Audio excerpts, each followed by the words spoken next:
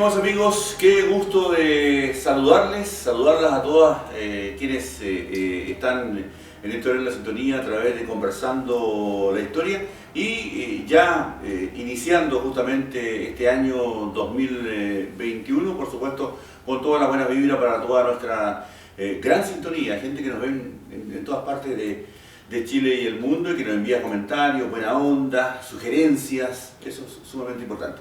Y estamos con quien ha sido uno de nuestros grandes apoyos, indudablemente, en esto de ir hurgueteando en la historia.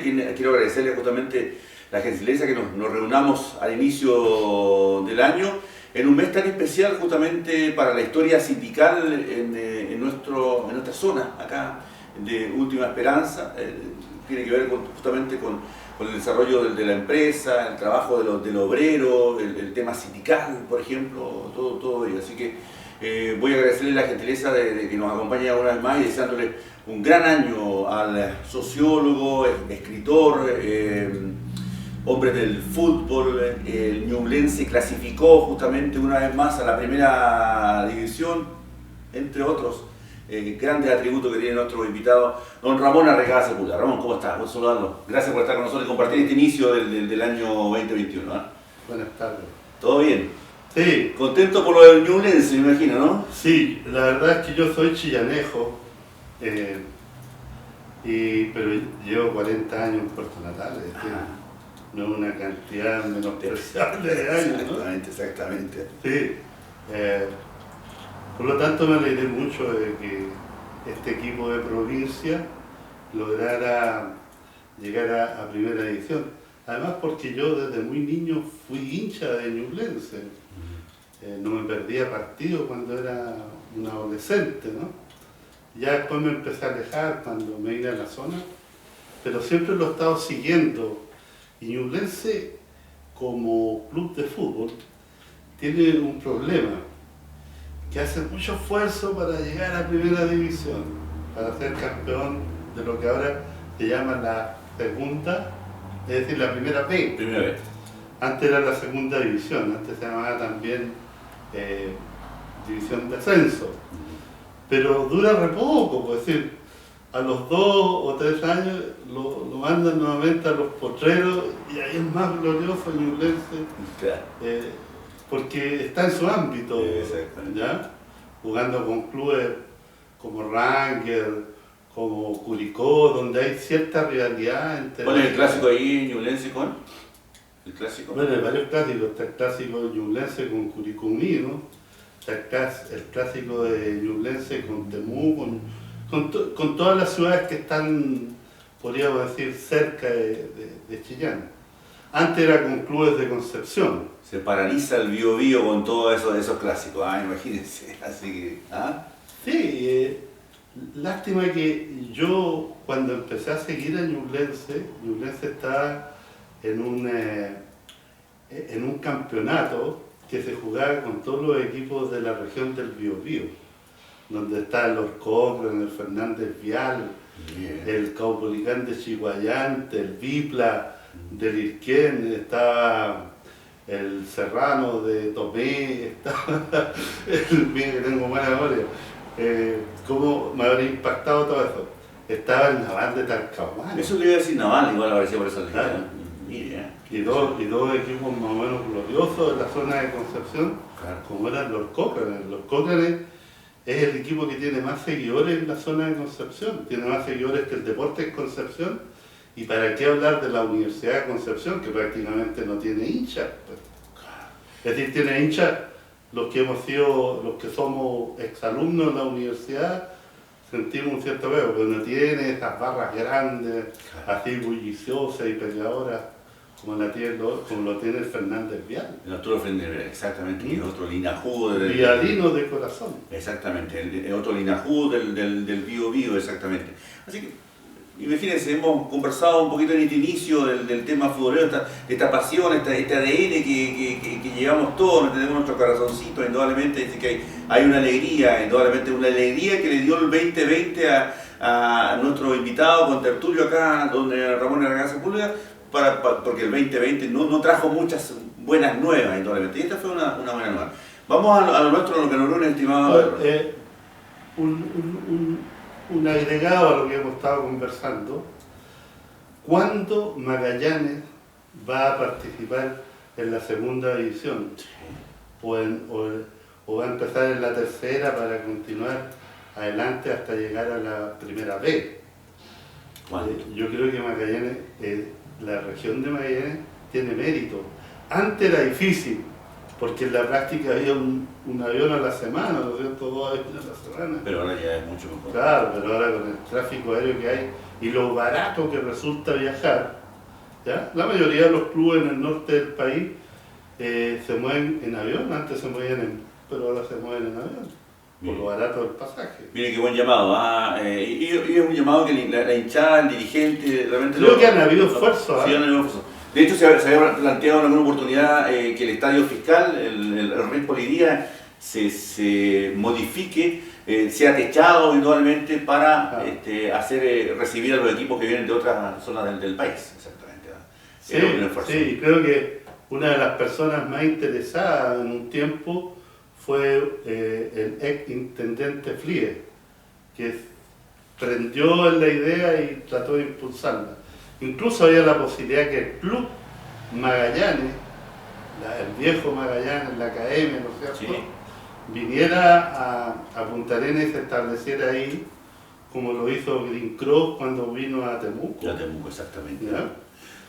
Es una muy buena alternativa, un muy buen momento para este llamado. Ahora se viene cambio de folio, de autoridades. ¿Por qué no pensar justamente proyectarse en el ámbito deportivo? ¿Te imaginas un clásico entre Puerto Montt y Punta Arenas en fútbol? No, sería impresionante. Sería glorioso. Como Ancud y Castro, en el clásico Chilote, exactamente. Sería partido no apto para cardiaco. Vamos a nuestro estimado Ramón, porque iniciamos este año 2021, enero siempre es una fecha que a muchos nos trae grandes recuerdos, el tema sindical, el tema de una comunidad de trabajadores que se resistió indudablemente a esto del latifundismo, entre otras situaciones ocurridas con el frigorífico Boris, pero queremos empezar un poquito antes con esta historia, estimado Ramón, ¿no? Sí, bueno, en nuestras exposiciones anteriores hemos estado hablando y hemos estado desarrollando el tema de los primeros pobladores en Última Esperanza.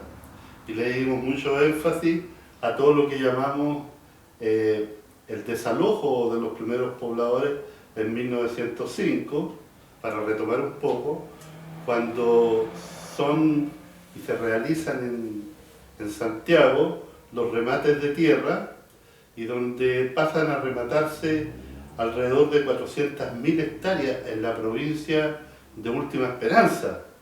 Estas 400.000 hectáreas ya estaban ocupadas por una gran cantidad de pobladores, lo vimos en las exposiciones anteriores, ¿ya?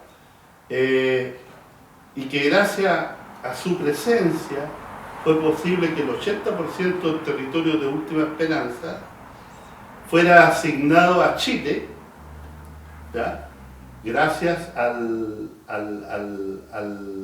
veredicto que entregó, ¿no es cierto?, el árbitro inglés cuando hubo que delimitar esta parte entre Chile y Argentina, que no estaba delimitada, gracias a la presencia y lo que vio el árbitro británico cuando vino a Última Esperanza y vio una gran cantidad de colonos pujantes, trabajadores. Bueno, no habían chilenos ahí entre esos colonos, ¿no es cierto? La mayoría eran extranjeros, alemanes, italianos y británicos. Y bueno, y la figura, podríamos decir, más relevante en todo este proceso de primera colonización, si tú te recuerdas, Víctor, hicimos mención en varias oportunidades al capitán Eberhard. Exactamente. No solamente como el fundador de Puerto Natales, sino también como una persona que se negó nunca quiso venderle al explotador de Tierra del Fuego, y fue el único colono que quedó habitando en Última Esperanza. Entonces ya tenemos hecho esto, Sí, claro. 400.000 hectáreas entregadas en los remates de 1905 a la Sociedad Explotadora Tierra del Fuego, que con estas 400.000 hectáreas, ¿te acuerdas, Víctor? Llegamos aproximadamente a 3 millones de hectáreas asignadas a esta empresa, cuyos capitales estaban conformados por ganaderos tan importantes como Brown, Sara Brown, ¿ya? Mauricio Brown, Menéndez y todos los grandes ganaderos que conocimos de esa época, de esa etapa. La Patagonia era de ellos prácticamente. Claro. Y a la Tierra del vez, Fuego, todo eso. en Tierra del Fuego, a Nogueira, esposo de la Sara Brown, le habían entregado 1 millón de hectáreas para ser explotadas cuando Nogueira trajo las primeras ovejas desde las Malvinas. ¿Ya?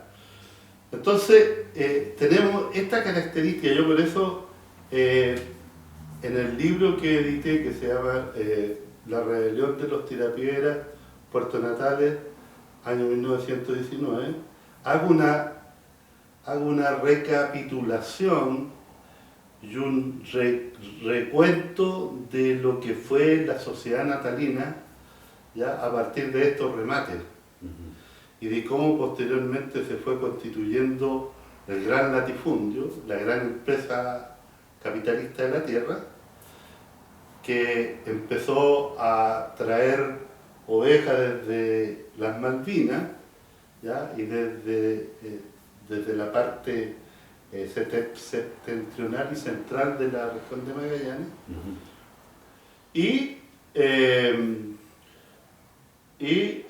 eso le permitió posteriormente ir adaptándose e ir proyectando lo que serían la tarea de los frigoríficos, fundamentalmente la construcción del frigorífico Bories. ¿Ah? El frigorífico Bories parte en el año 1915. ¿Ya? Natales es una ciudad muy pequeñita. No nos olvidemos que el decreto de fundación de Puerto Natales recién apareció en el gobierno de Manuel Barro Luco. Ahí se dictó el decreto en el año 1911. 11, exactamente. ¿Y cómo era la comunidad pequeña, la sociedad, gente ligada al tema ganadero, trabajadores? Bueno, algo estuvo relatando acá con mucha sapiencia, porque se ha dedicado a estudiar mucho esto, nuestro amigo Danilo Álvarez, Nelson Danilo Álvarez. Exactamente.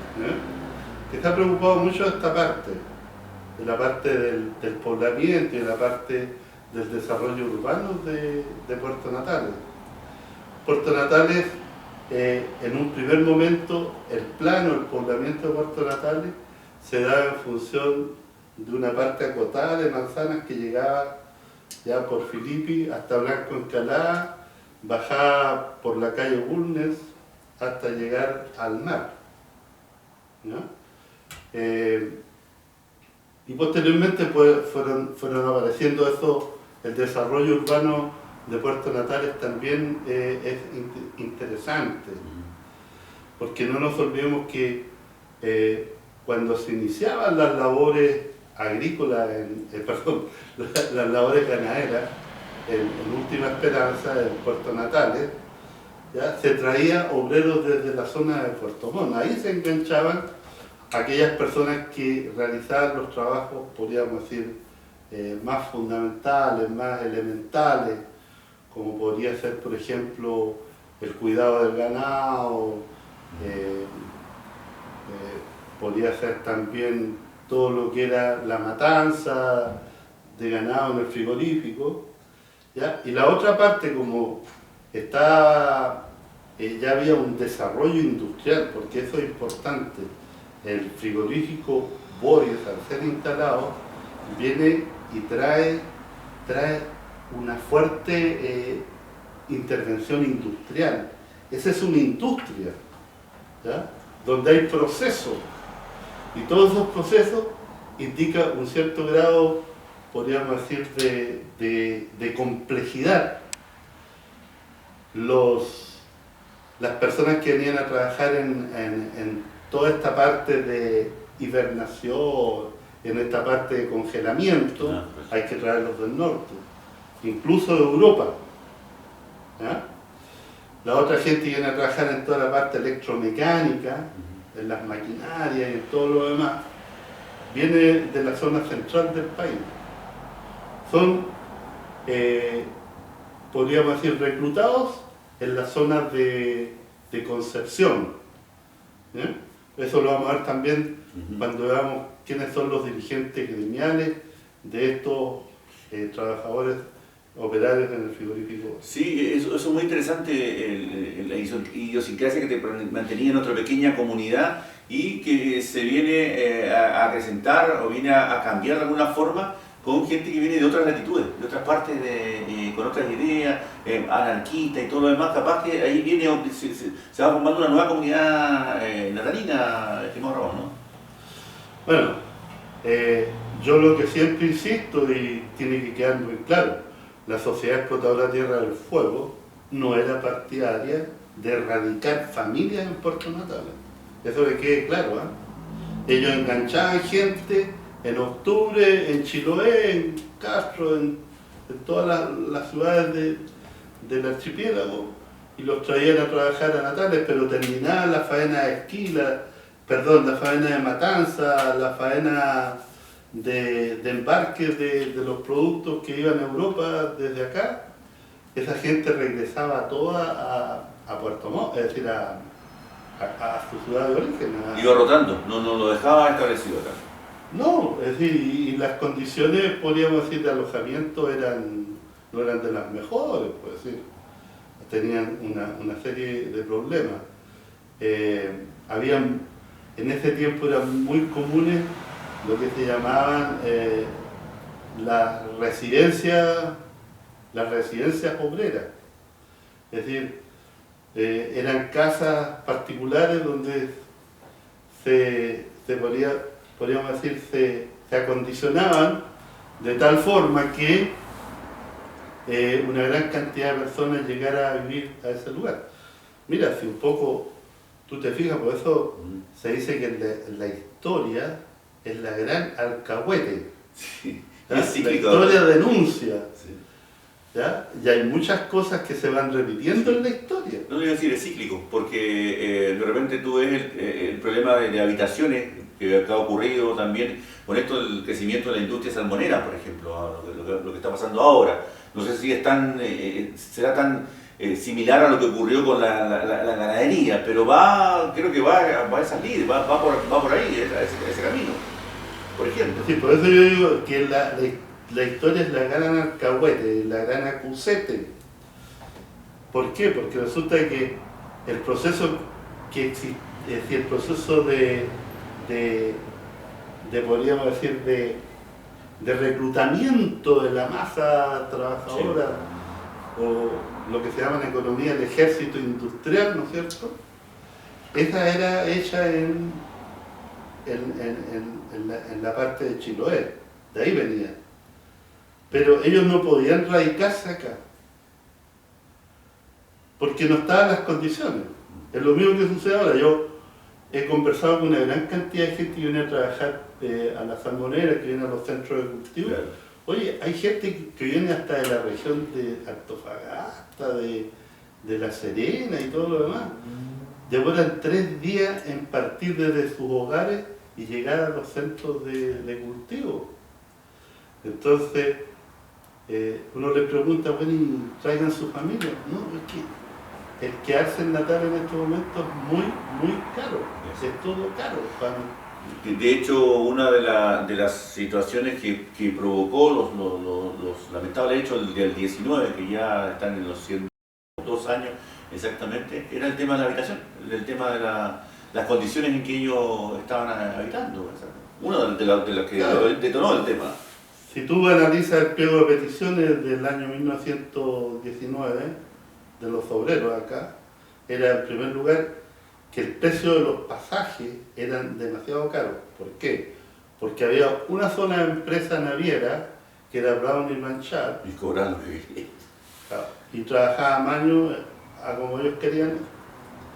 En segundo lugar, ellos estaban exigiendo que se rebajara el valor de las habitaciones obreras en un 30%. Y en tercer lugar, el valor de los artículos de consumo. También era importante para ellos. En el caso de los artículos de consumo, habían grandes almacenes que se llamaban Brown y Blanchard, que eran abastecidos por esta empresa, pero también habían muchos otros negocios que un poco trabajaban en el mismo rubro. Estaba, por ejemplo, los almacenes de Stubenrauch, que es un personaje bien interesante que es bueno analizar, una persona que llegó desde Alemania, pero con ideas muy creativas. Estaba él con un negocio más o menos de importancia, y después venían otros negocios, pero que cumplían este mismo objetivo. Ahora, a los obreros cuando se les pagaba con cheques del Banco de Londres. Y esos cheques había que cambiarlo, digamos, en el Banco de Londres. Banco que no existía en Puerto Natales, sino que tenían que ir a Punta Arenas a cambiar los cheques. Y por supuesto que eso daba lugar a que aparecieran todos los usureros, ¿no es cierto? Y gente de esa calaña y a facilitar el trámite. ¿Entiendes? Entonces, lo que sucede posteriormente al año 1920 es que hay obreros que comienzan a quedarse en Puerto Natales. Después de la revuelta. Después de la revuelta, ¿ya? Podríamos decir, la sociedad explotadora suelta un poco el control, ¿no es cierto? Y ve que es peligroso. ¿Se dio un poco la sociedad? ¿Se dio un poco con esa petición? Claro. Después de todo esto masacre que hubo exactamente? Bueno, es que no fue masacre, fue un enfrentamiento. Claro. Tú no puedes decir aquí, los obreros estaban sin armamento, estaban claro. Se armaron los obreros. Claro. como blancas palomas sin nada. Ellos también estaban armados. Por eso murieron 4 carabineros y murieron 6 operarios en los enfrentamientos del 23 de enero de 1919, en el frigorífico y acá en Puerto Natales. Ahora, yo te digo, hay otras condicionantes que son también importantes de considerar.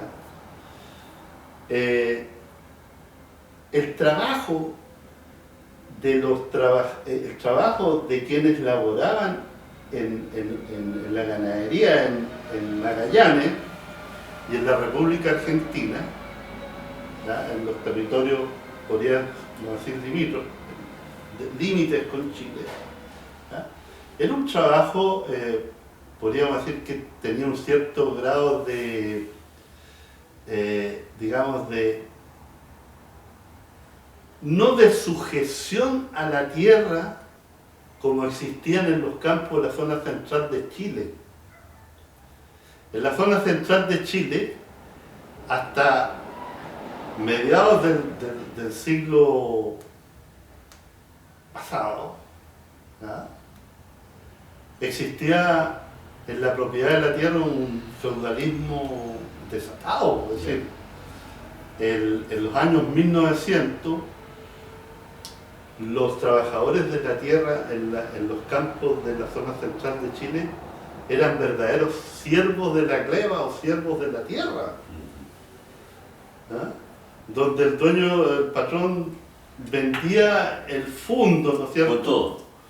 Y lo vendía con todo, con animales, con casas, y también vendía, seguían en la venta los inquilinos.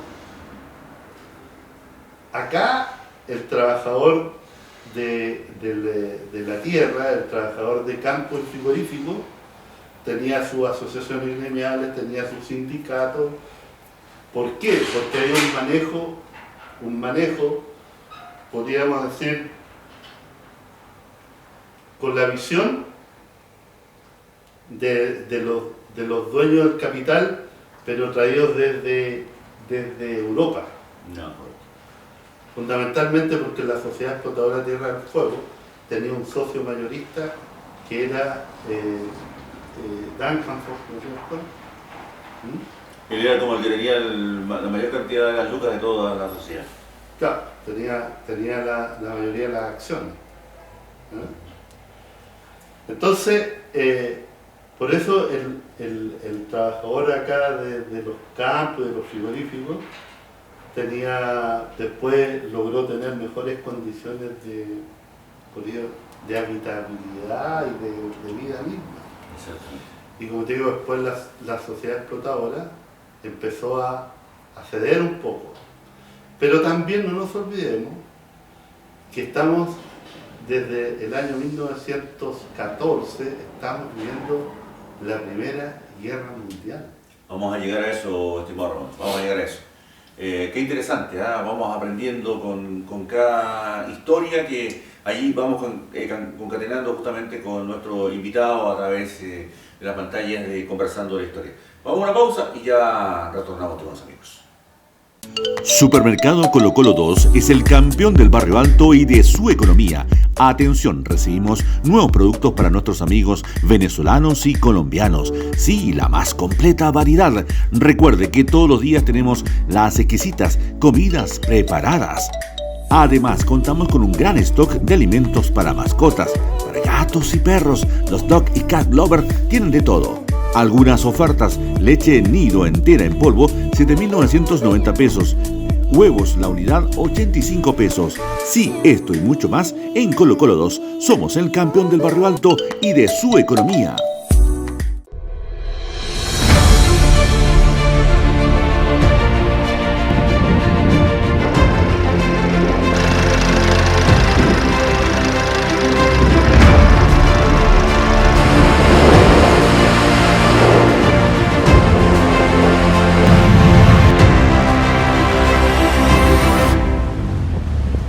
Come to Patagonia and discover a fantastic world.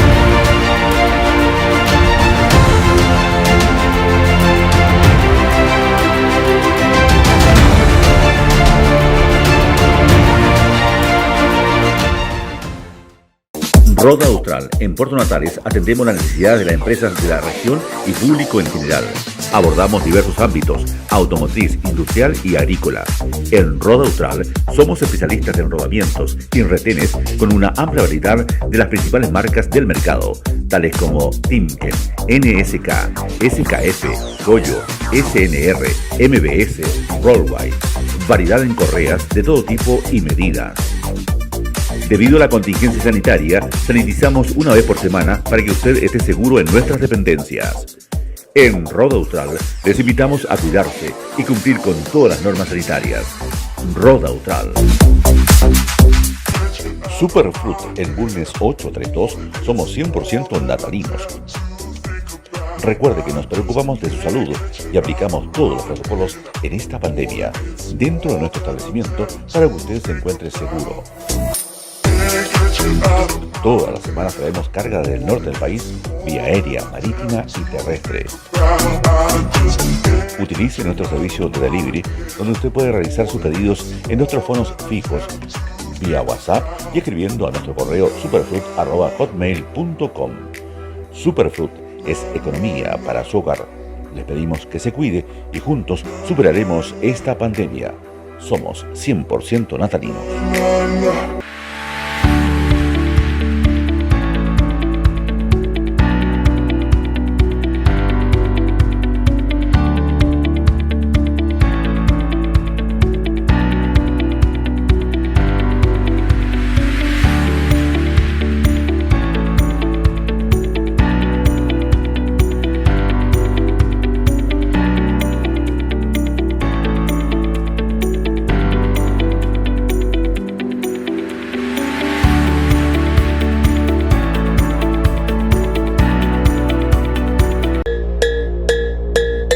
Automotriz Costanera le recomienda año nuevo con baterías nuevas. Inicie el nuevo año con las baterías cargadas y que sean Solite. No olvide que estamos esperándolo en nuestros talleres con los mejores servicios.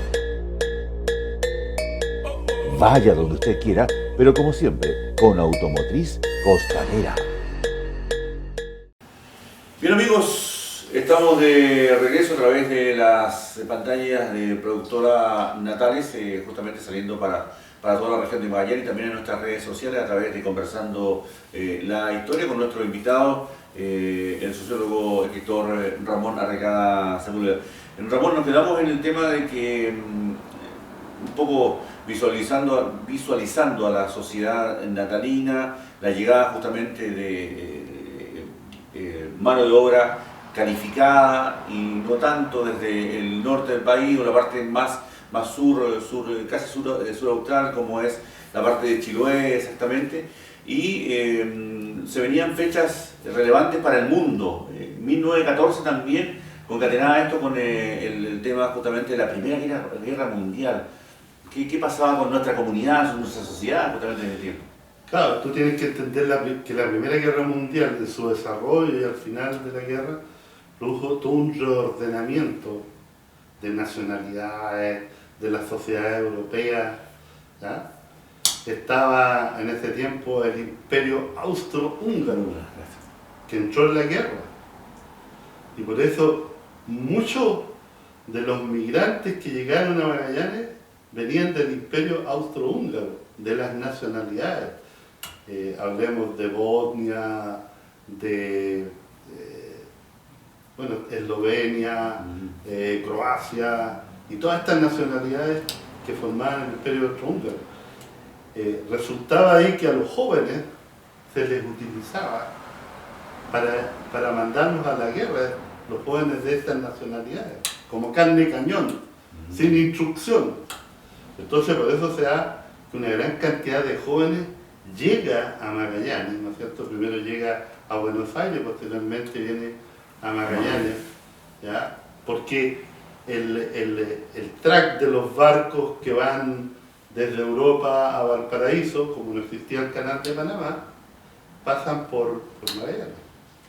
Y ahí se quedan acá y se afincan acá exactamente. Oye, Víctor, pero si tú estudias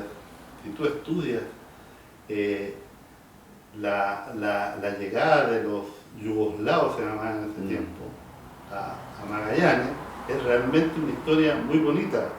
Yo recomiendo leer el libro de Lucas Bonacis, que son 3 tomos y que son muy ilustrativos, porque ahí queda claro que mucha de la mano de obra poco calificada proviene de estos migrantes también, ¿no? Y el otro que también expulsa una gran cantidad de gente es el Imperio Turco, ¿ya? Con una gran cantidad de migrantes a Natales. Los primeros comerciantes que llegaron fueron todos comerciantes que provenían de países que estaban avasallados por el Imperio Turco, ¿ya? Fundamentalmente sirios y palestinos. Claro, sí. Y hasta la fecha están las familias, bueno, toda la familia Chelech, por ejemplo, también, ¿no es cierto?, son todos migrantes de esos países, exactamente. Sí, sí. Que ya son las pocas familias que quedan, pero sí, hay una gran cantidad de migrantes. Y bueno, y por eso le decían turcos, ¿no? Sí. No le decían sirio, ni le decían palestino. Exactamente. ¿Por qué? Porque muchos de ellos, los que podían traer pasaporte, traían el pasaporte del Imperio Turco. Claro. Y todos se dedicaron al tema del comercio, exactamente. Era como el fuerte que ellos traían, claro, de otra latitud. Y fíjate en el caso de los migrantes que venían de estos países que estaban bajo el Imperio Austrohúngaro, ¿ya? Era toda gente joven, y como venían del Imperio Austrohúngaro, por eso le decían austriacos, es decir, lo mismo que sucedía con los los sirios, ¿sí? que decían turcos, a los yugoslavos, a los croatas, a los eslovenios y a los que llegaban acá, de esas nacionalidades, le decían... Yugoslavo. No, es que estaba con tanto entusiasmo, ¿verdad? Sí, Claro, sí. al final le decían austriaco. Austriaco, Claro. sí, claro, exactamente, sí. Porque eran del imperio que tú señalabas, ¿no? Del Imperio Austrohúngaro. Y de eso no quedan solamente los descendientes, segunda, tercera generación, por lo menos, exactamente. Claro, y la mayoría de estas personas que venían las nacionalidades del Imperio Austrohúngaro tenían, podríamos decir,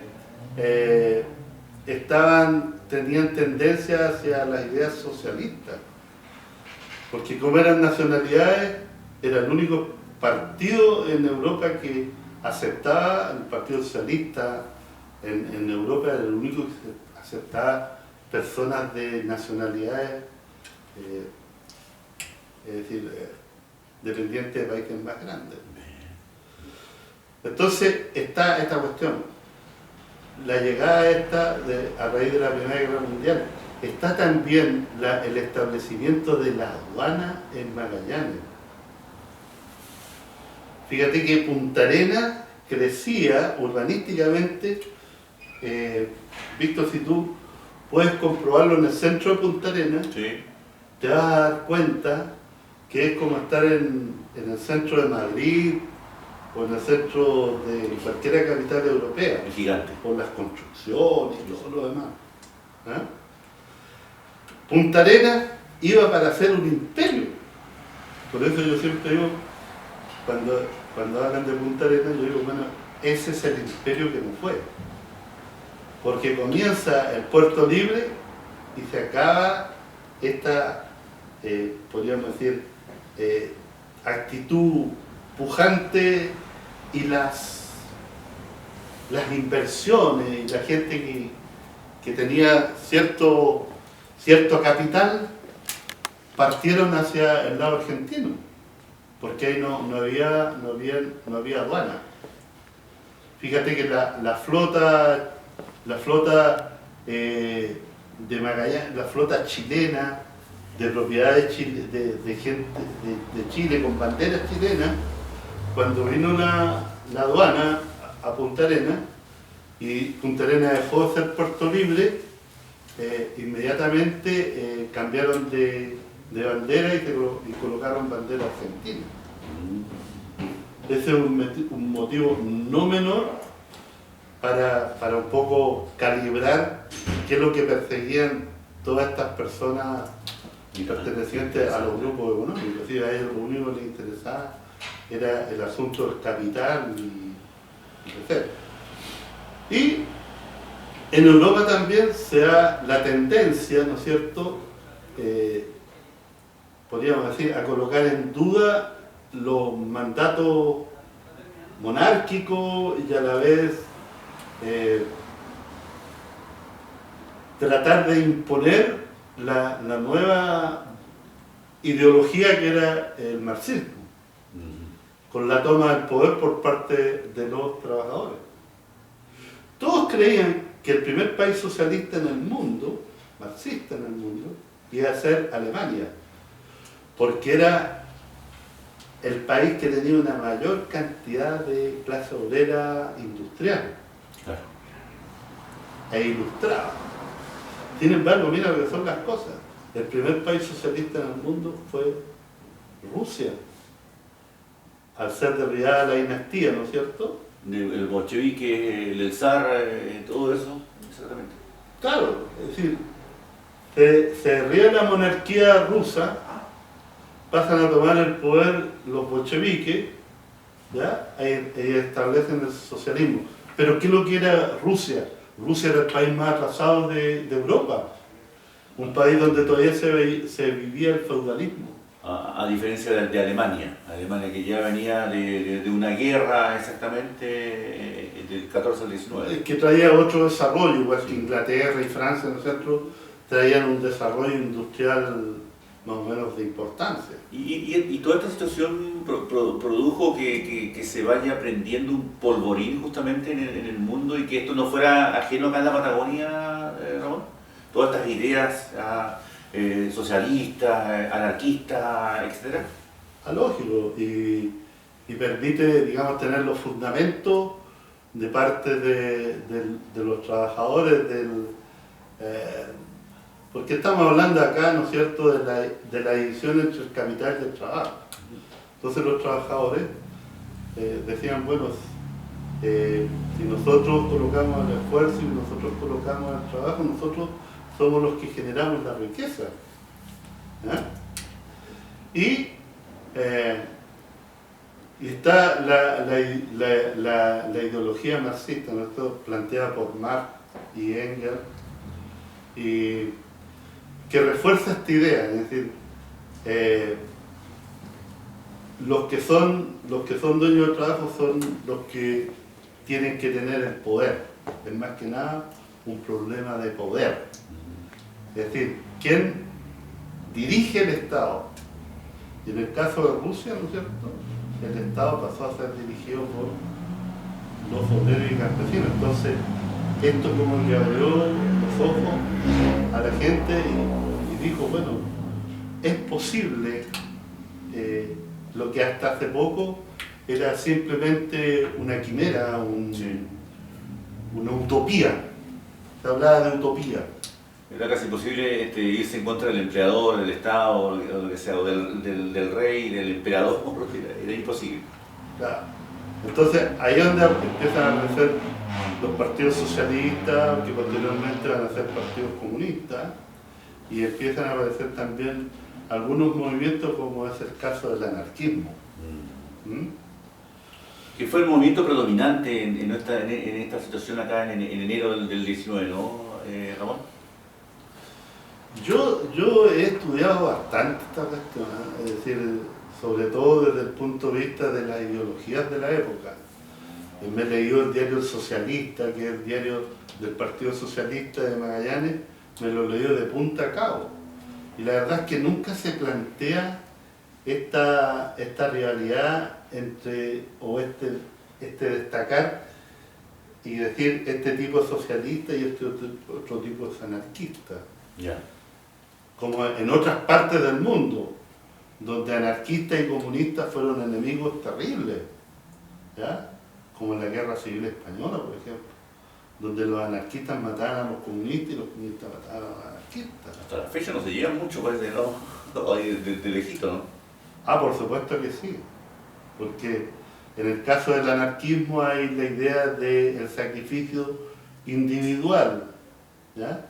Y en el caso del Partido Comunista o la idea socialista, habla de la clase obrera como clase organizada. No, es decir, los acontecimientos que van a cambiar la humanidad no dependen del sacrificio individual o de un grupo de iluminados que plantea la revolución. Va a ser producto, ¿no es cierto? Pero nos estamos yendo muy lejos. Sí. Vamos a la última esperanza. Sí, volvemos a la última esperanza. Sí. En el año 1916 hay una gran huelga en toda la región de Magallanes. Esa gran huelga llega a convocar alrededor de 3.000 trabajadores operarios de la tierra en pleno periodo de la ganadería, que es en diciembre, ¿ya? Empieza esa huelga y todos los trabajadores de los campos y frigoríficos se concentran en Punta Arenas. Y ahí la Federación Obrera de Magallanes, para que tú veas el poder que tenían las asociaciones obreras, llega a mantener alrededor de 2.000 trabajadores en Punta Arenas durante un mes, dándoles rancho y comida. Es decir, dándole comida y alojamiento. Alojamiento, claro. Eso significa que era poderoso. Y cuando a los tipos le preguntan, ¿ustedes terminaron la huelga porque no les daba mal los dineros para sustentar. No, le dicen los dirigentes, podríamos habernos mantenido un mes más. Es el poder que tiene la Federación Obrera y los sindicatos que la conforman. Y la credibilidad que ellos tenían frente a sus sindicatos, a los trabajadores, para reunir esa cantidad de gente. Claro, aquí en Natales van alrededor de 500 personas a Punta Arenas. En mi libro yo relato la partida de estos trabajadores, ¿no es cierto?, que van a Punta Arenas, ¿ya?, y atraviesan la frontera con Argentina, porque en ese tiempo no había camino hacia Punta Arenas.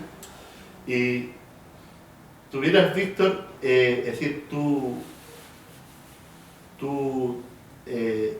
llegas a la conclusión que este es uno de los acontecimientos más especiales y más emotivos que existen en la historia de Puerto Natales, porque son 500 personas que van desde Natales a Punta Arenas a apoyar el paro. Sí, felizmente la Federación Obrera envía alrededor de 200 caballares desde Punta Arenas para, podríamos decir, para que este grupo tan compacto de gente pudiera llegar a Punta Arenas.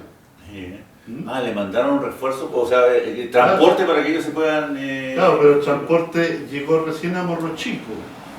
En Morro Chico empezaban a hacerse postas. Esa es la huelga de 1916, en diciembre de 1916. Mira qué importante ese movimiento. Exactamente. Ya hay unas crónicas muy bonitas donde hablan de cuando ingresan a Punta Arenas, ¿ya? Me imagino ahí por la avenida Bulnes, que en ese tiempo no era ciudadanía, ¿ya? Ingresa este grupo compacto de trabajadores a caballo, ¿no es cierto?, alrededor de 200,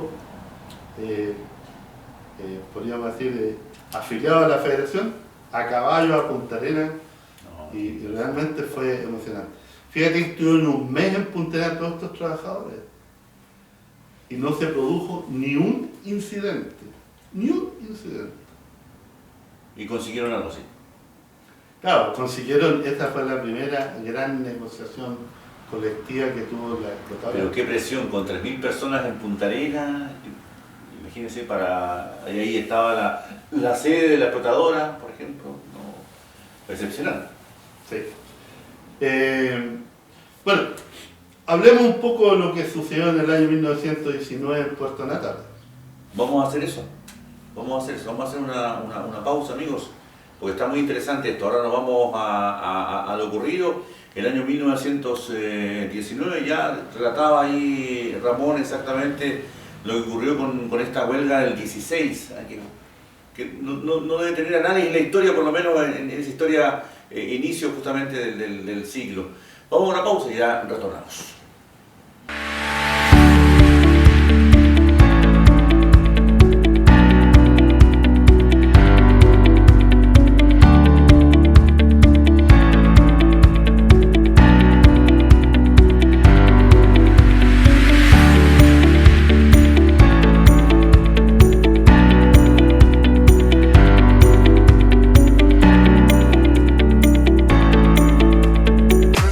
Superfruit en Bulnes 832 somos 100% natalinos. Recuerde que nos preocupamos de su salud y aplicamos todos los protocolos en esta pandemia dentro de nuestro establecimiento para que usted se encuentre seguro. Todas las semanas traemos carga del norte del país vía aérea, marítima y terrestre. Utilice nuestro servicio de delivery, donde usted puede realizar sus pedidos en nuestros fonos fijos, vía WhatsApp y escribiendo a nuestro correo superfruit@hotmail.com. Superfruit es economía para su hogar. Les pedimos que se cuide y juntos superaremos esta pandemia. Somos 100% natalinos. Roda Austral. En Puerto Natales atendemos las necesidades de las empresas de la región y público en general.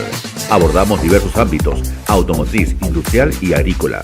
En Roda Austral somos especialistas en rodamientos y en retenes con una amplia variedad de las principales marcas del mercado, tales como Timken, NSK, SKF, Goyo, SNR, MBS, Rollwide. Variedad en correas de todo tipo y medidas. Debido a la contingencia sanitaria, sanitizamos una vez por semana para que usted esté seguro en nuestras dependencias. En Roda Austral les invitamos a cuidarse y cumplir con todas las normas sanitarias. Roda Austral.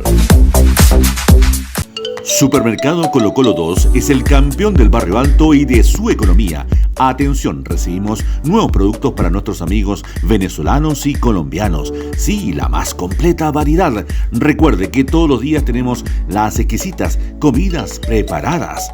Además, contamos con un gran stock de alimentos para mascotas, para gatos y perros. Los dog y cat lovers tienen de todo. Algunas ofertas: leche nido entera en polvo, 7.990 pesos.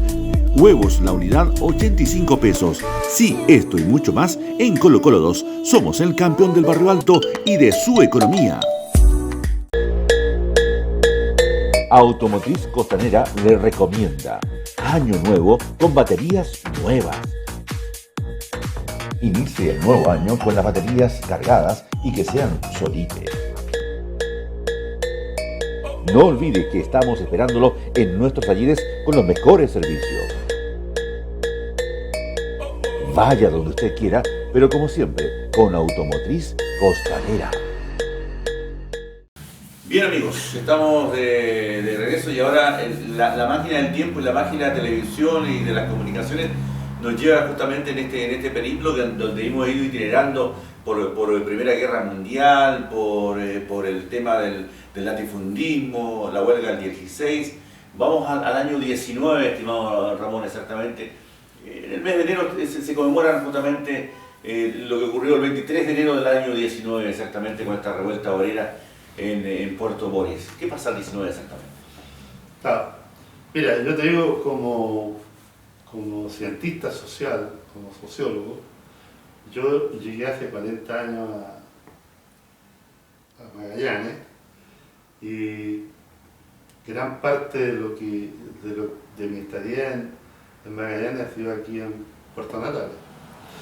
Pero yo cuando vine por primera vez a Natales, interesado por toda la parte social, se hablaba de que había sucedido algo en el frigorífico Boris hacía mucho tiempo, decía la gente. Otros decían una gran revolución. Pero no había ningún conocimiento específico, comprobable, sobre la cual uno pudiera hacer emerger un argumento de qué es lo que fue lo que pasó desde el punto de vista de la historia y del comportamiento. En el año 2005, después de escribir el libro Juan Ladrilleros, me propongo la idea de empezar a escudriñar, a conocer qué es lo que había pasado en el año 1906. Bueno, por supuesto, diarios, revistas, ¿ya? Fueron muy útiles, pero tal vez lo que más me ayudó a mí fue el haber tomado contacto con un investigador en el Archivo Nacional de Santiago. ¿Sabes por qué? Porque resulta que, si bien es cierto, el 23 de enero se produce un enfrentamiento en el frigorífico Boris y acá en Natales entre operarios de los frigoríficos con policías y administradores de la Sociedad Explotadora Tierra del Fuego. No es menos cierto que hay una parte importante de esta historia que se da a partir del día 6 de febrero del año 1919, cuando llega un juez a Puerto Natal el 6 de febrero. Los acontecimientos habían sido el 23 de enero. Y llega este juez y llega en un barco, ¿ya?, perteneciente a José Menéndez, ¿ya?, no, perdón, a Brown y Blanchard, ¿ya?, llega a Puerto Natales a juzgar a todas aquellas personas que habían participado en los acontecimientos, no como actores principales, sino como actores secundarios. ¿Por qué?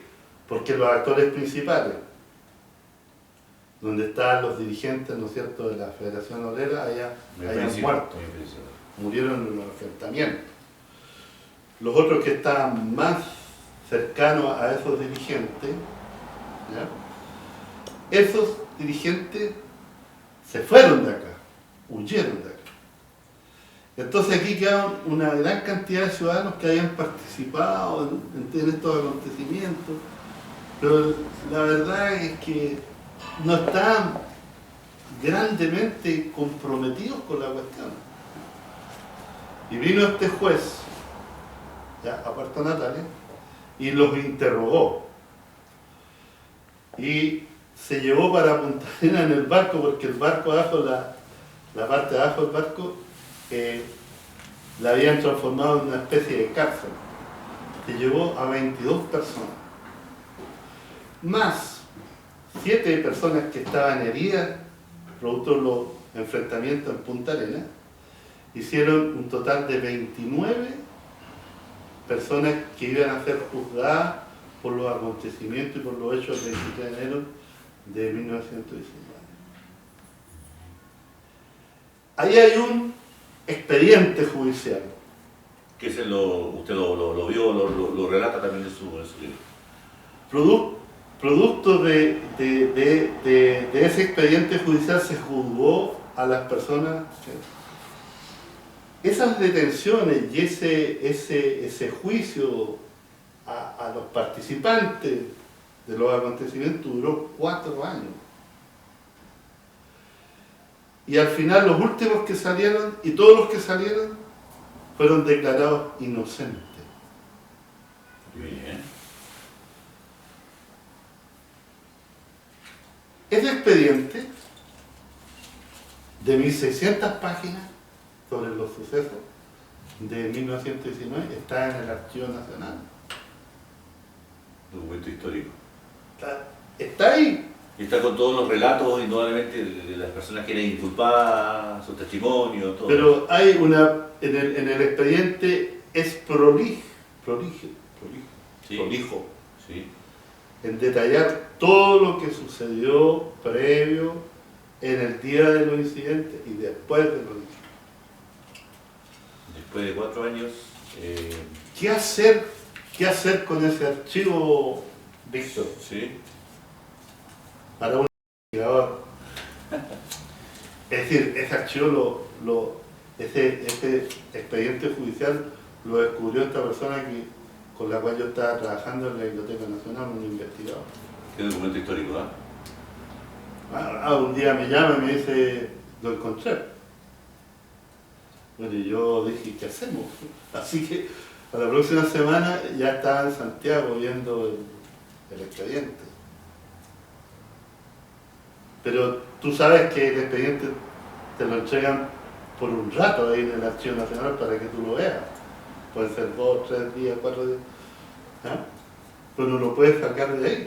No puede sacarlo. Pues lo sacamos. Sí. ¿Cómo lo sacamos? Con esto. Son dos rollos de microfilm donde está firmado cada uno de las páginas del expediente. Son 2, porque son 1600 páginas, 800 páginas en cada uno. Con testimonios, con investigación, los 4 años y resolución. Declaración de toda la gente, de los testigos, de todo. Por ambos bandos, me imagino, igual la parte... Claro, había gente que decía, este tipo fue un demonio los días del... en el asalto, por ejemplo, a los almacenes Brown y Blanchard, que fueron vueltos ceniza esos días y que estaban ubicados en donde está el muelle viejo de acá, ¿no? Sí. Ahí está la oficina de turismo, ahí están los almacenes Brown y Blanchard. Este día se desquitaron con los almacenes Brown y Blanchard porque atribuían los altos precios de los pasajes, el alto precio de las mercaderías, lo que más. Qué increíble por el tema ese que ustedes señalaban, los altos, altos precios de los pasajes, la mercadería, todo eso. Y yo me iba imaginando, decía, también la colusión se dio a inicio de siglo, imagínense, seguramente se ponían de acuerdo en cuanto a estos precios y vamos jodiendo al pequeño obrero en este caso. Se daba en todas partes se coleccionaba. Oye, si tú estudias la historia de Magallanes y la historia de los poblamientos y de la apropiación de la tierra en Magallanes, te vas a dar cuenta que los coludidos de esos años eran peores que los de ahora. Sí, sí, ¿Ah? sí, sí. Cuando hablamos en un principio en uno de los programas del tema de la tierra, ya se usaban los palos blancos, en el tema de la tierra, esto de la tanta hectárea de última esperanza, todo eso, ya había gente que estaba transando como palo blanco. Pero si llegaron como moscas después cuando empezaron a hijuelizar la provincia de Santa Cruz en Argentina, los mismos que estaban acá, Sí. se fueron para allá. No es que eso sea no es que sea de ahora, sino que así ha sido es siempre. que es intrínseco al hombre. Oh, es que terrible, es terrible. La agresión y el egoísmo son intrínsecos al hombre. La rebelión de los tirapiedras, amigos, amigas, usted también lo puede ver allí y palpar toda esta investigación, lo que ha hecho justamente nuestro contertulio acá, el investigador, justamente sociólogo, escritor Ramón Arragá Sepúlveda, y ahí está parte de ese expediente, son 1600 páginas que las pudo reducir indudablemente para sacar algunos de los principales hechos que daban a conocer indudablemente la gente, Ramón. Así que es importante que esa rebelión de los tirapiedras no se lo pierda la gente porque es sumamente interesante. Bueno, el gran hecho histórico, yo diría, de Última Esperanza. Y desde el punto de vista de lo que son sus habitantes, el establecimiento de poblamiento, de pobladores en esta parte de Chile donde cuesta tanto poblar. Sí, sí, sí. ¿Ah? Hasta la fecha. No es sencillo. Claro, y si tú ves, y finalmente, teniendo estos antecedentes, fíjate, lo que es vivir en regiones para los investigadores. Yo dije, me voy a llevar los microfilm Ahí está el micrófono. a Magallanes. En Magallanes voy a poder ir al Instituto de la Patagonia y leer estos microfilm y generar el libro que yo quiero y entregar a la gente lo que... En Magallanes no hay ningún lector de microfilm. Con eso te digo todo. Cuando a mí me tocó, Víctor, ir a investigar a Puerto Deseado, porque andábamos a la figa de Mr. Wood, ¿ah? No, a la figa del administrador del frigorífico Wood. Cuando andábamos a la figa de él, fuimos a Puerto Deseado, a la biblioteca de Puerto Deseado. 2 lectores de microfilm tenía la biblioteca de Puerto Deseado. 2. En Magallanes, yo no sé si los últimos años lo habrán traído, pero cuando yo quise leer estos microfilm, no había lectores de microfilm. ¿Y tuvo que leerlo en la Argentina o fue al norte a...? No. Hicimos un invento. Yo en ese sentido voy a agradecer mucho siempre a José Luis Boyarzún. Pelucho. ¿Cómo le dicen? Pelucho le decimos los Sí. amigos ahí. Porque él, fíjate que se dio el trabajo de proyectar estos microfilm en una... En un data, algo así, ¿no? Un proyector. No, lo proyectó en un telón y le fue sacando fotos uno a uno. Qué impresionante, ¿no? Y llegó un día y me dijo, profesor, acá está el disquete con todo el proceso. José Luis sería un muy buen invitado también acá para hablar un poco de historia natural, todo eso. Yo eso lo tengo que agradecer. Claro, y agradecer a otra gente, por ejemplo a Nelson Danilo Álvarez también me ayudó mucho.